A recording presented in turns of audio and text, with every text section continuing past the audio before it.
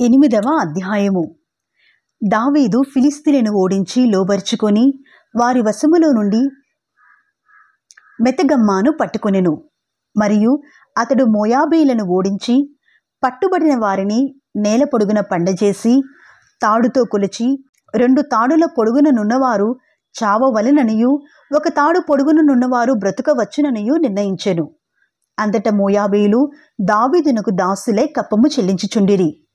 సోబారాజును Rehob కుమారునగు హదదెజరు Euphrates నది వరకు తన రాజ్యమును వ్యాపింపజేయవలనని బయలుదేరగా దావీదు అతనిని ఓడించి అతని యొద్ద నుండి 1700 మంది గుర్రపు రౌతులను 20,000 కాల్బలమును పట్టుకుని వారి గుర్రములలో 100ని ఉంచుకొని మిగిలిన వాటికి చీలమండ నరములను తెగవేయించెను.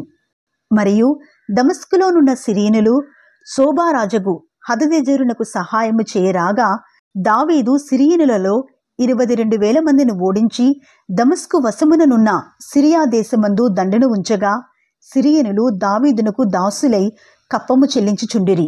దావీదు ఎక్కడికి పోయినను యెహోవా అతనిని కాపాడుచుండెను. హదదెజరు సేవకులకున్న బంగారు డాళ్లు దావీదు పట్టుకొని యెరూషలేమునకు తీసుకుని వచ్చెను. మరియు బెతహు, బేరోతై అను హదదెజరు పట్టణములలో దావీదు రాజు విస్తారమైన ఇత్తడిని పట్టుకొనెను. దావీదు హదదెజరు దండు అంతయు ఓడించిన సమాచారము హమాతు రాజైన తోయికి వినబడెను. హదదెజరునకును తోయికిని యుద్ధములు జరుగుచుండెను గనుక దావీదు హదదెజెరుతో యుద్ధము చేసి అతనిని ఓడించి ఇండుట తోయి విని తన కుమారుడు యోరాము చేతికి వెండి, బంగారు, ఇత్తడి వస్తువులను కానుకలుగా అప్పగించి కుశల ప్రశ్నలడిగి దావీదుతో కూడా సంతోషించుటకై అతనిని దావీదునొద్దకు పంపెను. రాజైన దావీదు తాను జయించిన జనముల యొద్ద పట్టుకునిన వెండి బంగారములతో వీటిని చేర్చి యెహోవాకు ప్రతిష్ఠించెను. వాటిని అతడు సిరియనుల యొద్ద నుండి, మోయాబీల యొద్ద నుండి, అమ్మోనీల యొద్ద నుండి, ఫిలిష్తీయుల యొద్ద నుండి, అమాలేకుల యొద్ద నుండి, రెహోబు కుమారుడు హదదెజెరు అను సోబారాజునొద్ద నుండి పట్టుకుని ఉండెను. దావీదు ఉప్పులోయలో సిరియనులకు 18,000 మందిని హతము చేసి తిరిగి రాగా అతని పేరు ప్రసిద్ధమాయెను. మరియు ఎదోము దేశమందు అతడు దండునుంచెను. ఎదోమీయులు దావీదునకు దాసులు కాగా ఎదోము దేశమంతటా అతడు కావలి దండుంచెను. దావీదు ఎక్కడికి పోయినను యెహోవా అతనిని కాపాడుచుండెను. దావీదు ఇశ్రాయేలీయులందరి మీద రాజై తన జనులనందరినీ నీతి న్యాయములను బట్టి ఏలుచుండెను. సెరూయా కుమారుడు యోవాబు సైన్యమునకు అధిపతి అయి ఉండెను. అహీలూదు కుమారుడు యెహోషాపాతు రాజ్యపు దస్తావేజుల మీద నుండెను. అహీటూబు కుమారుడగు సాదోకును, అబ్యాతారు కుమారుడగు అహిమెలెకును యాజకులు. సెరాయా లేఖికుడు. యెహోయాదా కుమారుడగు బెనాయా కెరేతీయులకును పెలేతీయులకును అధిపతి. దావీదు కుమారులు సభాముఖ్యులు. 9వ అధ్యాయము. యోనాతాన్ను బట్టి నేను ఉపకారము చూపుటకు సౌలు కుటుంబంలో ఎవడైనా కలడా అని దావీదు అడిగెను. సౌలు కుటుంబమునకు సేవకుడగు సీబాయను ఒకడుండగా వారు అతనిని దావీదునొద్దకు పిలువనంపిరి. రాజు సీబావు నీవే గదా అని అడుగగా అతడు నీ దాసునైన నేనే సీబాను అనెను. రాజు యెహోవా నాకు దయచూపినట్లుగా నేను ఉపకారము చేయుటకై సౌలు కుటుంబంలో ఎవడైనా నొకడు శేషించి ఉన్నాడా అని అతని అడుగగా సీబా యోనాతానుకు కుంటికాళ్ళు గల కుమారుడొకడు ఉన్నాడు అని రాజుతో మనవి చేసెను. అతడు ఎక్కడ ఉన్నాడని రాజు అడుగగా సీబా చిత్తగించుము, అతడు లోదెబారులో అమ్మీయేలు కుమారుడగు మాకీరు ఇంటనున్నాడని రాజుతో అనెను. అప్పుడు రాజైన దావీదు మనుషులను పంపి లోదెబారులోనున్న అమ్మీయేలు కుమారుడగు మాకీరు ఇంట నుండి అతని రప్పించెను. సౌలు కుమారుడైన యోనాతానుకు పుట్టిన మెఫీబోషెతు దావీదునొద్దకు వచ్చి సాగిలపడి నమస్కారము చేయగా దావీదు మెఫీబోషెతు అని అతని పిలిచినప్పుడు అతడు చిత్తము, నీ దాసునైన నేను ఉన్నాను అనెను.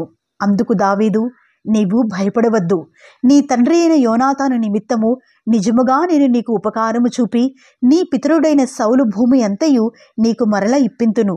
మరియు నీవు సదాకాలము నా బల్ల యొద్దనే భోజనము చేయుదువని సెలవీయగా అతడు నమస్కరించి చచ్చిన కుక్క వంటి వాడనైన నాయుడల నీవు దయచూపుటకు నీ దాసున్నగు నేను ఎంతటి వాడను అనెను. అప్పుడు రాజు సౌలు సేవకుడైన సీబాను పిలువనంపి సౌలునకును అతని కుటుంబమునకును కలిగిన సొత్తంతటిని నీ యజమానుని కుమారునికి నేను ఇప్పించి ఉన్నాను. కాబట్టి నీవును నీ కుమారులను నీ దాసులను అతని కొరకు ఆ భూమిని సాగుబడి చేసి నీ యజమాని కుమారునికి భోజనమునకై ఆహారము కలుగునట్లు నీవు దాని పంట తేవలను. నీ యజమానుని కుమారుడైన మెఫీబోషేతు ఎల్లప్పుడూ నా బల్ల యొద్దనే భోజనము చేయనని సెలవిచ్చెను. ఈ సీబాకు 15 మంది కుమారులను 20 మంది దాసులను ఉండిరి. నా ఏలినవాడగు రాజు తన దాసునికిచ్చిన యాజ్ఞ ఎంతటి చొప్పున నీ దాసునైన నేను చేసేదనని సీబా రాజుతో చెప్పెను. కాగా మెఫీబోషేతు రాజకుమారులో ఒకడైనట్టుగా రాజు బల్ల యొద్దనే భోజనము చేయుచుండెను. మెఫీబోషేతునకు ఒక చిన్న కుమారుడుండెను. వాని పేరు మీకా. మరియు సీబా ఇంటిలో కాపురమున్న వారందరూ మెఫీబోషేతునకు దాసులుగా ఉండిరి. మెఫీబోషేతు యెరూషలేములో కాపురముండి సదాకాలము రాజు బల్ల యొద్ద భోజనము చేయుచుండెను. అతని కాళ్ళు రెండును కుంటివి. 10వ అధ్యాయము. పిమ్మట అమ్మోను రాజు మృతి నొందగా అతని కుమారుడగు హానూను అతని రాజ్యము నేలుచుండెను. దావీదు, హానూను తండ్రి అయిన నాహాషు నాకు చేసిన ఉపకారమునకు నేను హానూనునకు ప్రత్యుపకారము చేతుననుకొని అతని తండ్రి నిమిత్తము అతని నోదార్చుటకై తన సేవకుల చేత సమాచారము పంపించెను. దావీదు సేవకులు అమ్మోనీల దేశంలోనికి రాగా అమ్మోనీల ఘనులు తమ రాజుకు హానూనుతో ఇలాగు మనవి చేసిరి. నీ తండ్రిని సన్మానించుటకే దావీదుని యొద్దకు ఓదార్చువారిని పంపెనని నీవనుకొనుచున్నావా? ఈ పట్టణమును నాశనము చేయవలనని దాని శోధించుటకై వారిని అతడు వేగు నిమిత్తమే పంపించియున్నాడని నీకు తోచలేదా? అంతటా హానూను దావీదు పంపించిన సేవకులను పట్టుకొని సగము గడ్డము గొరిగించి వారి తొడుగుకొనిన బట్టలను నడిమికి పిర్రల మట్టుకు కత్తిరించి వారిని వెళ్ళగొట్టెను.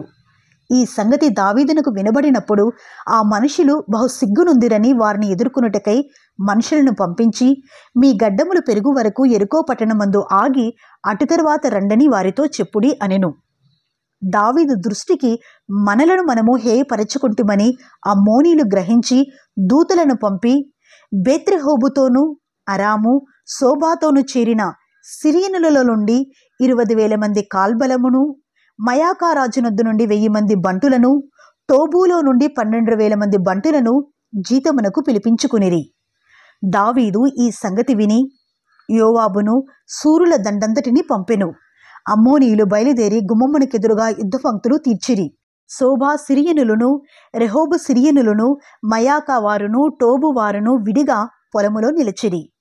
యోవాబు తనకు వెనుకను ముందును వారు యుద్ధ పంక్తులు తీర్చిండుట చూచి ఇశ్రాయేలీయులలో బలాఢ్యులను ఏర్పరిచి పంక్తులు తీర్చి సిరియనులను ఎదుర్కొనబోయెను. అమ్మోనీయులను ఎదుర్కొనుటకై మిగిలిన వారిని తన సహోదరుడగు అభిషేకి అప్పగించి సిరియనుల బలము నాకు మించినెల్లా నీవు నన్ను ఆదుకొనవలెను. అమ్మోనీల బలము నీకు మించినెల్లా నేను వచ్చి నిన్ను ఆదుకుందునని చెప్పి అమ్మోనీయులను ఎదుర్కొనుటకై తన వారిని వ్యూహపరిచెను. అప్పుడు ధైర్యము తెచ్చుకొమ్ము, మన జనులను మన దేవుని పట్టణములను తలంచుకుని ధైర్యము తెచ్చుకుందము. తన దృష్టికి ఏది అనుకూలమో యెహోవా దానిని చేయునుగాక అని అభిషేక్తో చెప్పి యోవాబును అతనితో కూడా నున్నవారును సిరియనులతో యుద్ధము చేయ బయలుదేరగానే వారు అతని ఎదుట నిలువజాలక పారిపోయిరి. సిరియనులు పారిపోవుట అమ్మోనీలు చూచి వారును అభిషే ఎదుట నిలువలేక పారిపోయి పట్టణములో చొరబడగా యోవాబు అమ్మోనీయులను విడిచి యెరూషలేమునకు వచ్చెను. అయితే సిరియనులు తాము ఇశ్రాయేలీయుల చేతిలో ఓడిపోతుమని తెలుసుకుని గుంపు కూడిరి. హదదెజరు నది అవతలనున్న సిరియనులను పిలువనంపగా వారు హేలామునకు వచ్చిరి. హదదెజరు సైన్యాధిపతియగు శోభకు వీరికి అధిపతిగా నుండెను. దావీదునకు ఈ వార్త వినబడినప్పుడు అతడు ఇశ్రాయేలీయులందరినీ సమకూర్చి యోర్దాను నది దాటి హేలామునకు వచ్చెను. సిరియనులు సన్నద్ధులై దావీదును ఎదుర్కొని వచ్చి అతనితో యుద్ధము కలిపి ఇశ్రాయేలీయుల ఎదుట నిలువజాలక పారిపోగా దావీదు సిరియనులలో 700 మంది రథికులను 40,000 మంది గుర్రపు రౌతులను హతము చేసెను. మరియు వారు సైన్యాధిపతియగు శోభకు దావీదు చేతిలో ఓడిపోయి అచ్చటనే చచ్చెను. హదదెజెరునకు సేవకులకు రాజులందరూ తాము ఇశ్రాయేలీయుల ఎదుట నిలవలేకుండా కొట్టబడి ఉండుట చూచి ఇశ్రాయేలీయులతో సమాధానపడి వారికి లోబడిరి. సిరియనులు భయాక్రాంతులై అమ్మోనీయులకు ఇక సహాయము చేయటం మానిరి. 11వ అధ్యాయము. వసంతకాలమున రాజులు యుద్ధమునకు బయలుదేరే సమయమున దావీదు యోవాబును అతని వారిని ఇశ్రాయేలు వారందరినీ పంపగా వారు అమ్మోనీయులను సంహరించి రబ్బా పట్టణమును ముట్టడి వేసిరి.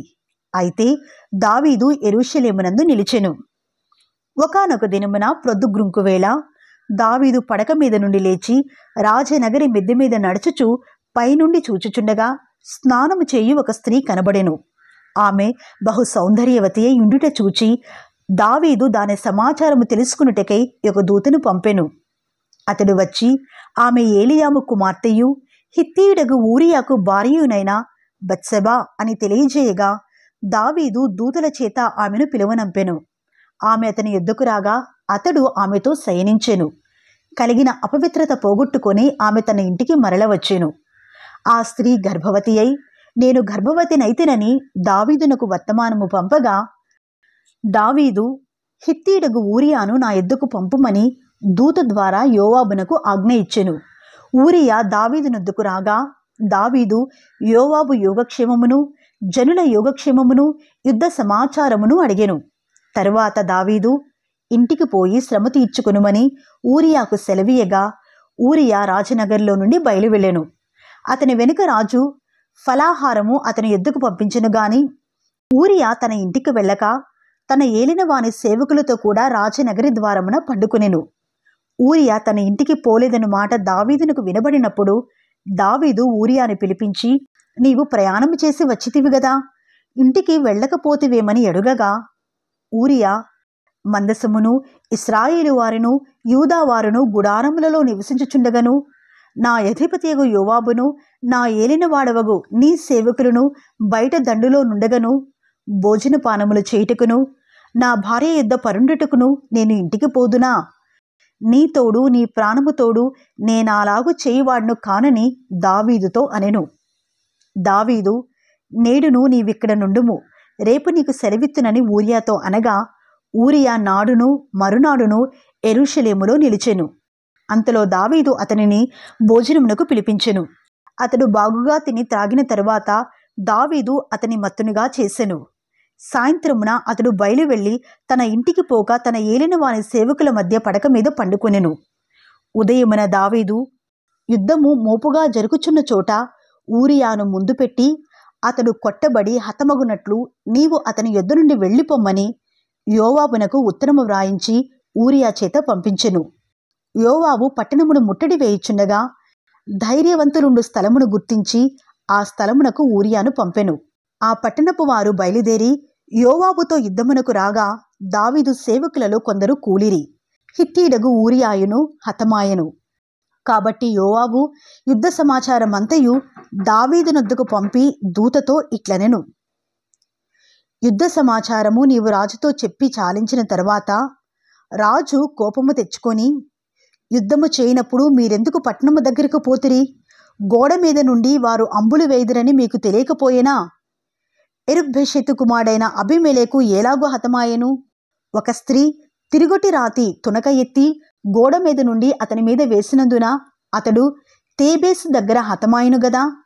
ప్రాకారము దగ్గరకు మీరెందుకు పోతిరని నిన్నడిగిన ఎడలా నీవు తమరి సేవకుడగు ఊరియాయును హతమాయనని చెప్పుమని బోధించి దూతను పంపెను. దూత పోయి యోవాబు పంపిన వర్తమానమంతయు దావీదునకు తెలియజేసెను. ఎట్లనగా ఆ మనుషులు మమ్మను ఓడించుచు పొలములోనికి మాకెదురు రాగా మేము వారిని గుమ్మము వరకు వెంటాడి గెలిచితిమి. అప్పుడు ప్రాకారము మీద నుండు విలుకాండ్రు తమ సేవకుల మీద అంబులు వేయగా రాజు సేవకులలో కొందరు హతమైరి. తమరి సేవకుడైన హిత్తీయుడగు ఊరియా కూడా హతమాయెను. అందుకు దావీదు నీవు యోవాబుతో ఈ మాట చెప్పుము, ఆ సంగతిని బట్టి నీవు చింతపడకము. ఖడ్గము ఒకప్పుడు ఒకని మీదను ఒకప్పుడు మరియొకని మీదను పడుట కద్దు. పట్టణము మీద యుద్ధము మరి బలముగా జరిపి దానిని పడగొట్టుమని చెప్పి నీవు యోవాబును ధైర్యపరిచి చెప్పుమని ఆ దూతకు ఆజ్ఞ ఇచ్చి పంపెను. ఊరియా భార్య తన భర్తేగు ఊరియా హతమైన సంగతి విని తన భర్త కొరకు అంగలార్చెను.